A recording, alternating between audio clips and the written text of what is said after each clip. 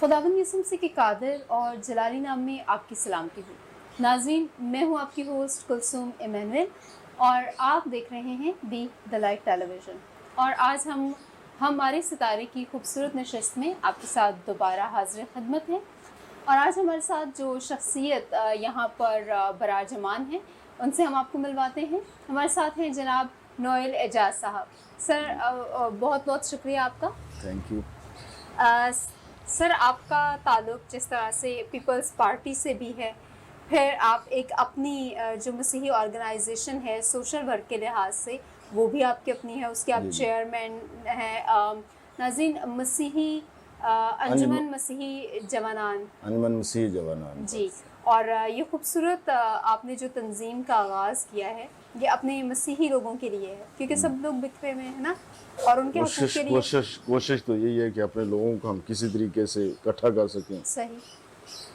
और मिलके हम अपने जद्दोजहद लोगों के लिए जो पिसे हुए जो मुसलसल इत्तिसाल हुआ है लोगों का, सही, उनकी वकालत कर सकें।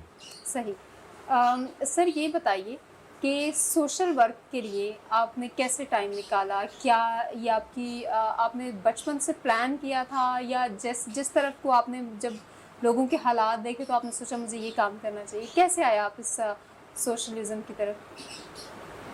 तो शुरू से ही कोशिश यही रही कि जहाँ हो सकता है लोगों की हेल्प कर सकते हैं, या लोगों के साथ खड़े हो सकते हैं। सही।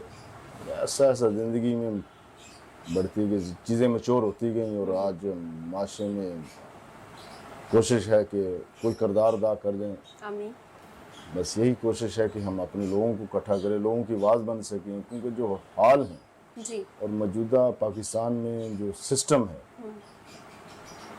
रोज़ बरोज़ लोगों के साथ ज़्यादती और ज़्यादती के पे दर पे वाक़यात बढ़ते चले जा रहे हैं।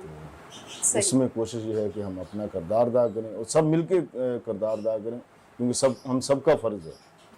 नोएल साहब, आपकी फैमिली से आपको ये कोई इंस्पिरेशन मिली थी कि आपके फादर या आपकी फैमिली में कोई और भी इस तरह का दर्द रखता था कि अपने लोगों के लिए कुछ काम किया जाए?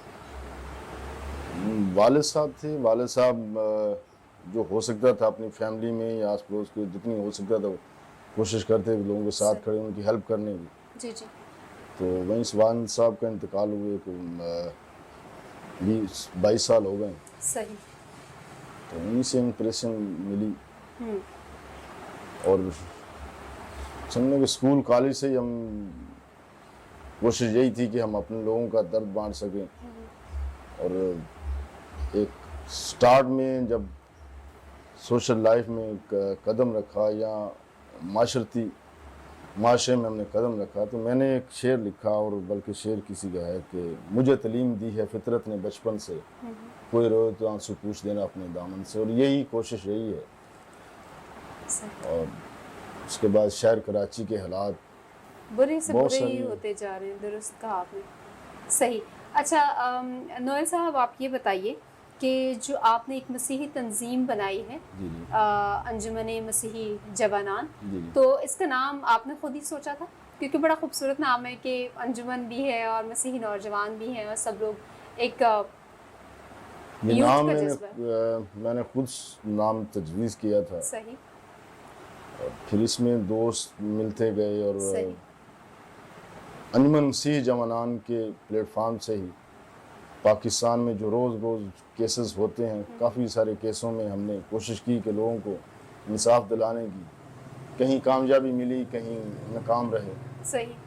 लेकिन कोशिश यही है कि हम अपने इस प्लेटफार्म से लोगों की वकालत करते रहें। बिल्कुल सही। अच्छा, नोएल साहब, ये बताइए कि जब आप इस तंजीम को आपने बनाया, आपको किसी ने डिस्करेज भी किया कि नहीं यार, आप ऐसा क्या काम कर रहे हैं? लोग अक्सर करते हैं ना, काम हो या ना काम हो, सबसे पहले आ जाते हैं कुछ लोग जो इंसान को दिल बर्दाश्त कर देते हैं और सोचते नहीं ऐसा नहीं होगा, वैसा होगा। या आपको लोग इनकरेज करने वाले थे साथ में? कैसा रिस्पॉन्स था? देखें, जहाँ तनकीद नहीं होगी तो वहाँ तमीर नहीं होगी। बिल्कुल सही। और बाज़ का तनकीद जो है वो आपकी सलाहियत को, आपके अंदर जो सलाहियत है उनको निखारने में रहनुमाई करती हैं। सही।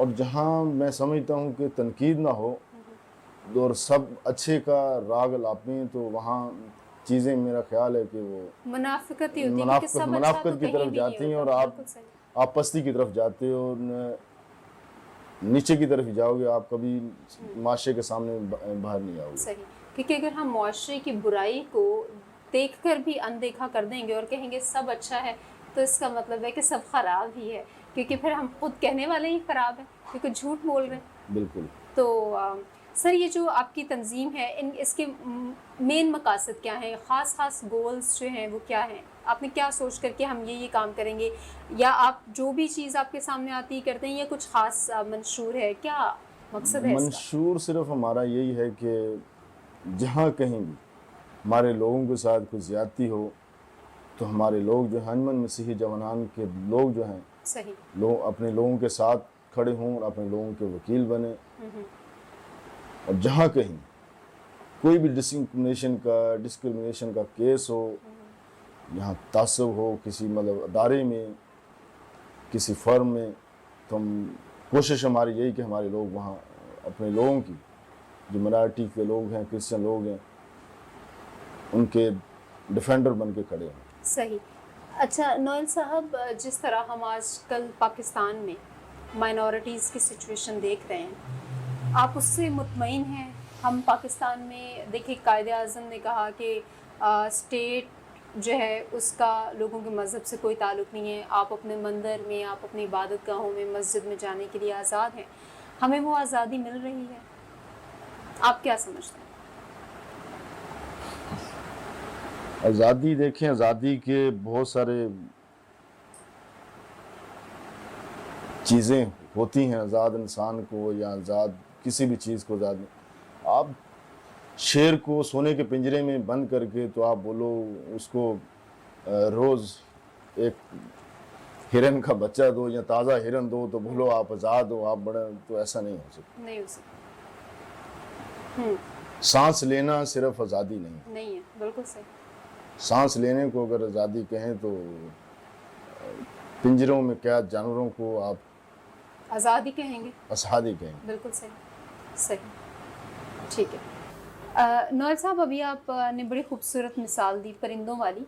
तो जो हम मसीही लोग हैं यहाँ पर, जो बहुत सारी चीज़ों में बहुत सारी हम जगहों पर आज़ाद हैं कि हम इबादत कभी आज़ादी से कर सकते हैं, लेकिन वो जो आज़ादी होती है उसमें भी हम कभी बम ब्लास्ट के ख़तरे में, कभी किसी ख़तरे में, कभी किसी ख़तरे में, और ये एक अलग बात है।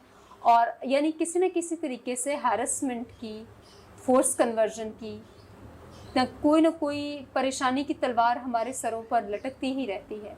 और जिस तरह से आजकल आप कराची में मसीही लोगों के साथ या माइनॉरिटीज़ की बच्चियों के साथ उनकी सिचुएशन देखते हैं, आप उसके बारे में कुछ इरशाद फरमाइए। देखें, इबादत करना या इबादत में आपको आज़ादी मिलना, इसको आप आज़ादी कहें तो मैं कहूँगा कि कोई मजाक है, क्योंकि ये किसी का इबादत करना वो बंद कमरे में करे, वो उसका और उसके खुदा का मामला है, या उसको आप किसी खुले स्टेडियम में जगह दे दो इबादत करने की, तो वो उसका ज़ाती मामला है। सही। फिर और इस माशरे में जहाँ पे बड़ा माजरत के साथ कि फाशिज्म बड़ा स्ट्रॉन्ग है, वहाँ पे ये तसव्वुर करना कि यहाँ के लोग जो हैं, मिnority के लोग बड़े आज़ाद हैं, और फिर दुनिया में जहाँ कहीं को कोई मतलब मजहबी तौर पे मिnority है या नस्ली तौर पे मिnority है, तो मसाइल तो उनके साथ होते ही हैं। सही। लेकिन जिस खित्ते में, जिस जगह पे हम आबाद हैं, जहाँ पे लोग मजहबी तौर पे, मजहबी रुझान ज़्यादा है, मजहबी फाशिज्म है लोगों में ज़्यादा है, तो वहाँ पे बासियत पाकिस्तानी क्रिश्चियन या पाकिस्तानी हिंदू मिnority क्या क्या चीज़ें फेस करनी पड़ती हैं। और फिर आपने बात की कि बच्चियों की, तो मैं अभी पिछले सालों में भी होता रहा है, लेकिन अभी चंद महीनों से या चंद सालों से एक बहुत तवातर से एक मतलब चीज़ नज़र आ रही है कि हमारी जो लड़कियां हॉस्पिटल में जॉब करती नर्सें या किसी इदारों में, फर्म बैंकों में, जो हरासमेंट के केस आ रहे हैं मिनार्टी की और ख़वातीन के साथ, बहुत सारे केस पॉइंट होते हैं, बहुत सारी ख़वातीन बात करती हैं, बहुत सारी नहीं करती। तो हमें बहैसियत पाकिस्तानी क्रिश्चियन या बहैसियत पाकिस्तानी मिनार्टी, जब तक हम यूनाइट नहीं होंगे, हमारा सोशल कॉन्टेक्स्ट नहीं है, आपस में लोगों के राब्ते नहीं है, राब्ते कम है, राब्तों का फकदान है। अगर हमारा आपस में कॉन्टेक्ट्स होंगे, आसानी होगी किसी से बात करना, किसी को अपना दिल का दुख, अपना दर्द जो बयान करना कि यार मेरे साथ वहाँ इलाके में, मेरी गली में, मोहल्ले में, अदारे में ये परेशानी है। आप अदारों में देखें कि एक सेंट्री वर्कर वो सारा दिन रोड पे मेहनत करता है, सफाई करता है, और ये मैंने आवाज़ उठाई थी, लेकिन लोगों की बहुत सारी प्रॉब्लम है, उधर जॉब करते हैं, उनको प्रेशर होता है कि आप किसी के साथ बात नहीं करोगे। बिल्कुल सही। कराची में जो मैंने देखा है कि सेंट्री वर्कर वो महीने का भत्ता देते हैं, साथे के नाम पे। सैनिटरी वर्कर्स भत्ता देते हैं? भत्ता देते हैं अदारों में अपने अफसरान को। अच्छा। क्योंकि कमज़ोर तबका है, पिसा हुआ तबका है, सबसे लोअर क्लास जॉब है, तो उनकी कमज़ोरी को निशाना बनाते हुए जो अफसरान हैं उनसे मतलब साथे के नाम पे भत्ता लेते हैं। बहुत दफ़ा कोशिश की लोगों को बात करने की कि आप खड़े हों, हम आपके साथ खड़े हैं, लेकिन नहीं खड़े होते हैं, क्योंकि उनकी मजबूरी है, हमने नौकरी करनी है, आगे जाकर हमें पेंशन मिलेगी, तनख्वाह। फिर पेंशन में भी जब उन्होंने पेंशन लेनी है, ग्रेजुटी लेनी है, तो उनको जब तक वो रिश्वत नहीं देंगे, 1 लाख 1.5 लाख किसी को देंगे नहीं, तो तब तक उनको उनकी पेंशन नहीं मिलेगी। बहुत सारे मसले मसाइल हैं ये ग्रास रूट लेवल पे। तो ये तब ही मुमकिन है कि इन मसाइल पे हम काबू पा सकते हैं कि जब हमारा सबका नज़रिया एक हो, हम सब एक पेज पे खड़े हों। हमने तो काफ़ी दफ़ा कहीं बैठे हैं तो चर्च को भी बोला कि चर्च आगे आए, हम पीछे खड़े हो जाएंगे, चर्च के पीछे खड़े, लेकिन कोई हम लीडरशिप, आप किरदार तो करें लीडरशिप का, लेकिन फुकदान हमारे अंदर जो लीडरशिप का फुकदान है, खुदा करे कि आने वाले वक्तों में ये नहीं सर, अगर जिस तरह से नोएल साहब आप ये आवाज़ उठा रहे हैं तो हम आप पे भरोसा रखते हैं, क्योंकि आप लोग ही हमारी लीडरशिप हैं। और नाज़रीन, ये बहुत तल्ख़ हकीकत है, मैं कभी सोच भी नहीं सकती थी, शायद ये मेरी कमज़ोरी है, मेरी लाइल्मी है, कि हमने कभी सोचा भी नहीं था कि सैनिटरी वर्कर जो सबसे मुआशरे का लोएस्ट तबका है और हकीर तबका जिसको समझा जाता है, वो भी भत्ता दे रहा है, और उसके पास सबसे कम सैलरी आती है वो उसका भी खराज एक लिहाज से दे रहा है। तो जैसे आपके तवस्सुत से आज ऑडियंस को भी बहुत सारे लोगों को पता चला, तो आप अगर आवाज़ उठाते रहेंगे तो आहिस्ता आहिस्ता आहिस्ता आहिस्ता हम तो आवाज़ उठाते हैं, लेकिन जिनके लिए आवाज़ उठाते हैं वो खड़े नहीं होते। मुश्किल है, बिल्कुल सही। उनके लिए खड़ा होना मुश्किल है, वो उनको मतलब टेंशन होती है कि हमारी जॉब जो है, जॉब ना चली जाए, हमें यहाँ से जबरी जो है वो हटा दिया जाएगा या हमें टर्मिनेट कर दिया जाएगा जॉब से। नाज़रीन, आप ख़ुद सोच सकते हैं, आप देख सकते हैं, इस गुफ्तगू से अंदाज़ा लगाइए कि जब जो मज़लूम है वो अपनी आवाज़ भी, अपने ख़िलाफ़ किए गए जुल्म के ख़िलाफ़ आवाज़ भी नहीं उठा सकता, और अगर कोई उसके लिए मदद के लिए आए तब भी वो अंडर प्रेशर है, और वो उसको भी यही कहता है कि नहीं आप खामोश हो जाएं और आप आवाज़ ना उठाएं, क्योंकि इसका भी रिवर्स एक्शन उसी को भुगतना पड़ेगा। तो ये बहुत तल्ख़ हकीकत है जो आप आज नोएल साहब ने बयान की। नोएल साहब, आपका शुक्रिया, आपने इस तरफ ऑडियंस का ध्यान लगाया। अच्छा, जो मसीही नौजवान जवानान की अंजुमन है, इसमें ये आपने और क्या क्या काम, इसमें आपकी क्या क्या खदमात हैं? जैसे आप ऑफ द रिकॉर्ड हमें बता रहे थे आपने मसीही दस्तरखान का आगाज़ किया, प्लीज़ नाज़रीन को उसके बारे में कुछ बताइए। दस्तरखान, मसीही दस्तरखान जो पाकिस्तान में पहला मसीही दस्तरखान हमने कराची कुरंगी 2.5 नंबर पे लगाया, तो मकसद यही था कि हम एक सिंबल सेट कर सकें कि हम खुद से बहुत सारी चीज़ें कर सकते हैं बिल्कुल अगर सही। हम में जुस्तजू हो, जज्बा हो। लॉकडाउन लगने वाला था, हमें अंदाज़ा था, जो खबरें सुन रहे थे बाहर के ममालिक की या दूसरे ममालिक उनकी, तो मैं अंदाज़ा था कि पाकिस्तान में भी हालात ऐसे आएंगे। तो सही। मैंने स्टार्ट में दो दो मीटिंगें हुई मेरी पास्टर साहबान जो हमारे सही। मजहबी रहनुमा उनके साथ, सही। चर्चेज़ के हेड और चर्चेज़ के जो कमेटियाँ होती हैं उनके साथ, कि मतलब हालात इस तरीके से आने वाले हैं, इस तरह के आने वाले हैं, तो हम आपस में कोशिश करें कोई अपना एक पैरामीटर बना लें जिसके अंदर हम अपने लोगों की हेल्प कर सकें और एक दूसरे के साथ खड़े हो सकें। बिल्कुल सही। लेकिन बदकिस्मती से वो हम कर ना सके, लॉकडाउन लग गया और हमारे लोग जिस तरीके से लोगों की तजलील भी हुई, बाज़ वेलफेयरों के लाइनों में लगते हुए और राशन लेते हुए, तो बड़ी तकलीफ़देह चीज़ें थी। फिर यही सोचा कि मतलब मैं ज़ाती तौर पे किस तरीके से अपने लोगों के साथ खड़े हो सकते हैं, तो सही। हमने मसीह दस्तरखान का आगाज़ कुरंगी 2.5 नंबर से किया और सही। 2.5-3 महीने हमने वहाँ मसीह दस्तरखान चलाया और सही। उसमें बस यही था कि खुद से ये जो हो सका क्या, क्योंकि उसमें हमारे तो कोई ऐसा था कोई नहीं, आपको डोनेट नहीं कर डोनेशन रहा था वगैरह का या कुछ कोई आपके साथ। सिलसिला नहीं था। सही।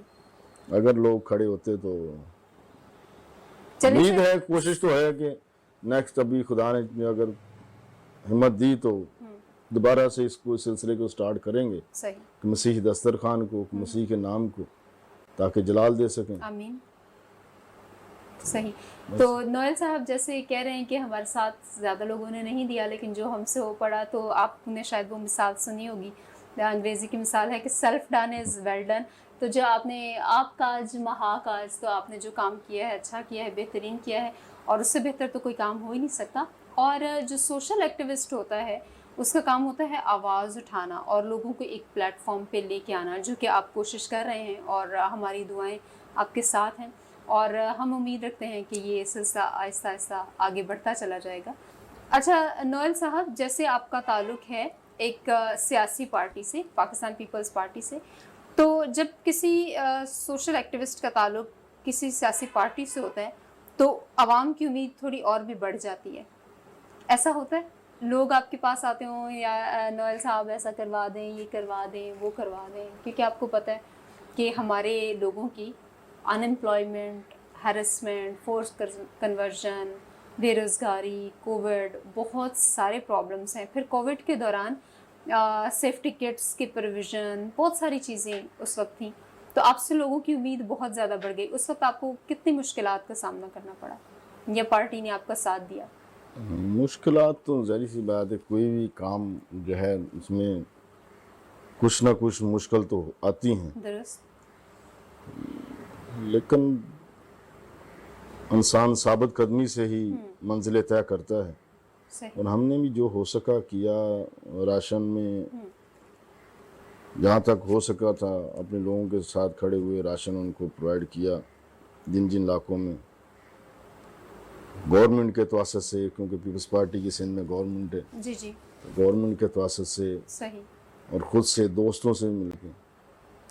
बस एक मैं आपके चैनल के तवसत से, जी ज़रूर। अगर खुदा न खास्ता दोबारा ऐसे हालात आते हैं, तो मैं जो पास्टर साहबान को मैंने रखा था, एक उनके आगे एक विज़न रखा था अपना, कि अगर हम अपने इलाकों के जितने चर्चेज़ हैं, चर्चेज़ एक जगह एक पेज पे इकट्ठे हो जाएं, एक छत के नीचे इकट्ठे हो जाएं और उस इलाके के लोगों के लिए सोचें कि इस इलाके के लोगों को हमने फलस्टेट करना है, कि किसी की राशन की ज़रूरत हो सकती है, किसी को मेडिसिन, कुछ भी। और खुदा ने एक सिस्टम बनाया हुआ है, चेन सिस्टम है। बिल्कुल सही। कुछ लोग जो है वो नीडी हैं, कुछ लोग ऐसे हैं जो मुखय्यर हज़रात हैं जो लोगों की मदद कर सकते हैं, बिल्कुल सही। और हमें भी हैं। हमें लोगों पे भरोसा करना चाहिए। तो हम अगर चर्च को पता है कि कौन नीडी है, कौन किसी की मदद कर सकता है, तो हम सबको एक जगह बैठें, क्योंकि ये इस इलाके में 10 लोग हैं, 50 लोग हैं, मेरे चर्च में 2 लोग हैं जिनकी ज़रूरत है, या मेरे चर्च में 10 लोग हैं जो लोगों की मदद करना चाहते हैं, तो हम अपने अपने इलाकों में ही कर सकते हैं। ज़रूरत नहीं है कि हमें किसी वेलफेयर के पीछे जाएं, कहीं लिस्टें लेके जाएं। मैं वहाँ यहाँ जिक्र करूँगा आपके चैनल के तवासत से, ज़फ़र अब्बास अच्छा आदमी है, हमारा दोस्त है, भाई है।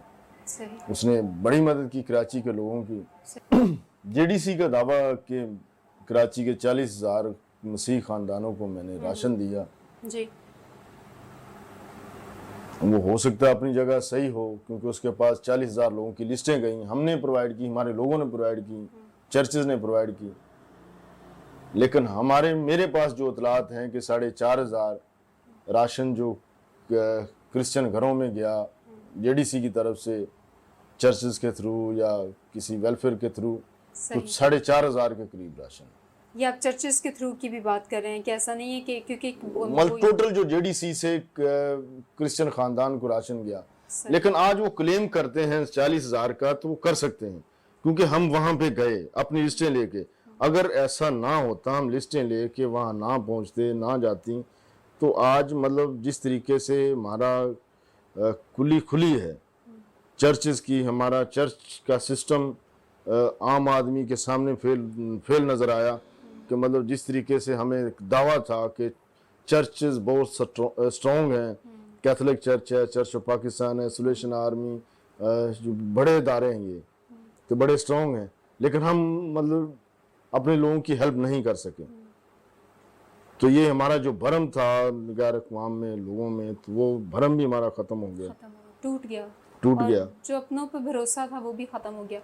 और जैसे नोएल साहब बड़े दर्द के साथ ये बात कर रहे हैं, और वो ये मैं महसूस कर सकती हूँ कि असल में तो हमारी कौम के लीडर्स का फ़र्ज़ था कि वो अपने लोगों को दूसरे लोगों के सामने हाथ ना फैलाने देते, लेकिन फिर भी जो वो वक्त था नोएल साहब के बकौल कि हम खुद इकट्ठे होते और हमारे पास अपने रिसोर्सेज को इकट्ठे करते, तो हमने वो यूनिटी देखी नहीं अपनी कौम में, अपने लीडर्स में, और ये बहुत तकलीफ दे बात है।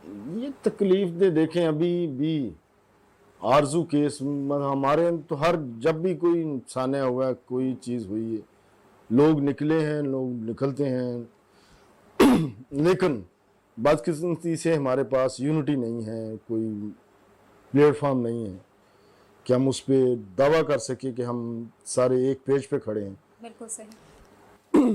पिछले दिनों आपने देखा होगा कि आरजू केस में पूरे पाकिस्तान से जिस इलाके का, क्योंकि हम लीडिंग रोल में थे आरजू केस में, उस केस को स्टार्ट ने किया, तो जो लोग राब्ते में थे या जिन जिन इलाकों से हमने कॉल की एहतजाज की, लोगों को बाहर निकलने की आवाज़, अपनी आवाज़ बुलंद करने की, तो मतलब ऐसे मुल्क के मुश्किल तरीन इलाके के पारा चनार, वज़ीरिस्तान, चमन और ये बॉर्डर के इलाके बिहाड़ी या बहावल नगर साइड, जंग, मतलब ये जो डेरा इस्माइल खान कोहा मुश्किल इलाके हैं, वहाँ से लोग निकले मतलब अपनी आवाज़ सदाए बुलंद करने के लिए। लेकिन हमारे अंदर यूनिटी वो जो होनी चाहिए थी वो नहीं आई। सही। इसी तरीके से हालिया जो पिछले 2013-14 में बम धमाका हुआ पेशावर में, पेशावर चर्च, उस पे लोग निकले और बहुत सारे टीवी प्रोग्रामों में उसके ऊपर बहस भी हुई कि पाकिस्तानी क्रिश्चियन निकला लेकिन लीडरशिप कोई नज़र नहीं आई। तो हमें इस पे सोचना पड़ेगा, हम सब इस पे सोचें समझें कि हमें लीडरशिप तलाश करनी, खुद से खुद में किसी को लीडर मानना पड़ेगा, तब जाके हमारी नैया पार होगी। वरना हम इसी तरीके से अकेले अकेले मार खाते रहेंगे, हमारे लोग ज्यादतियों का शिकार होते रहेंगे। और सिस्टम आपको पता है कि यहाँ का अदालती सिस्टम या पुलिस थाना कल्चर, उतनी जल्दी इंसाफ मिलता नहीं।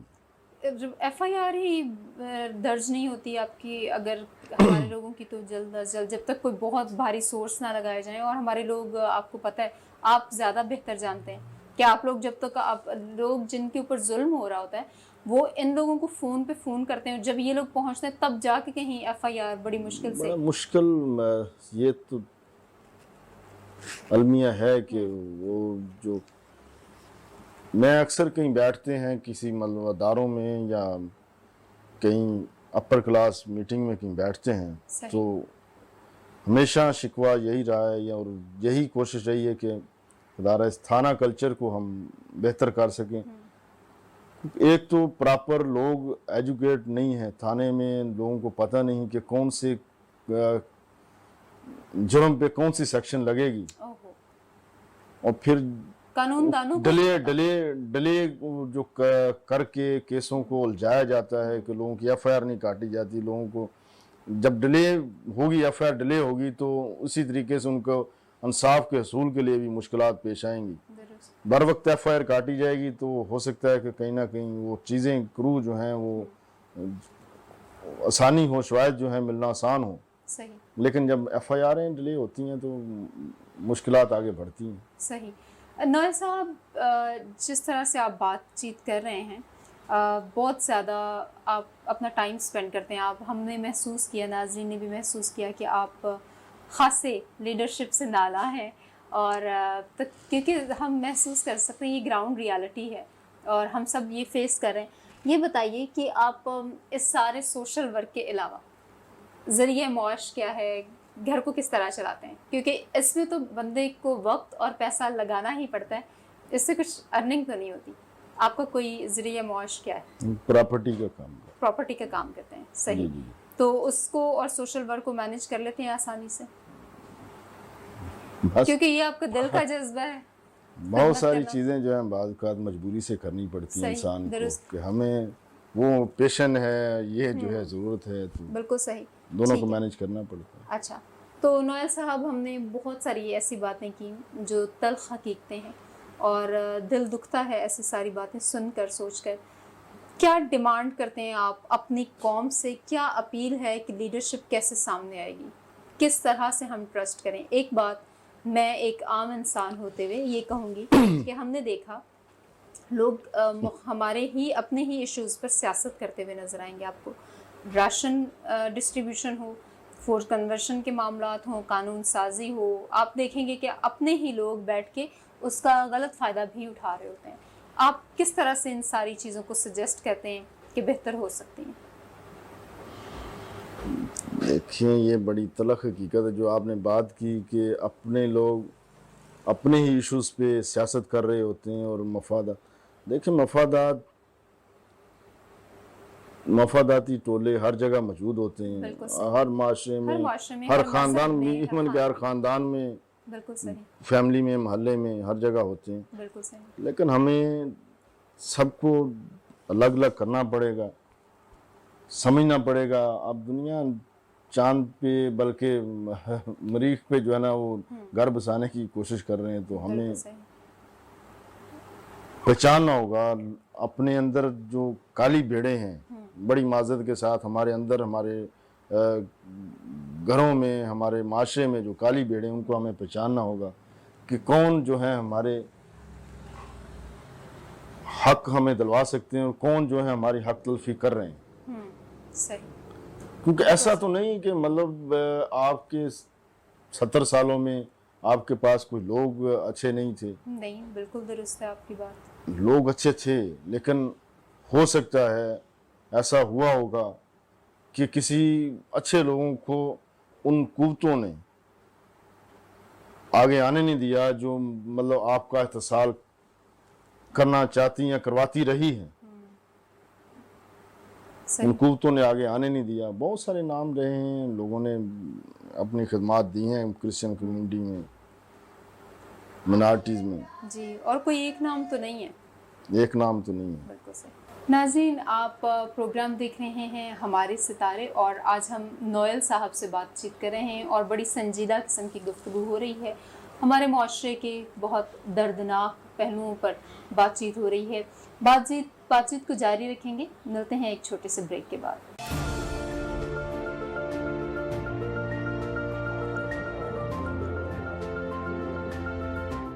Do not forget to like the video, subscribe BTL TV, and press the bell icon to receive notifications.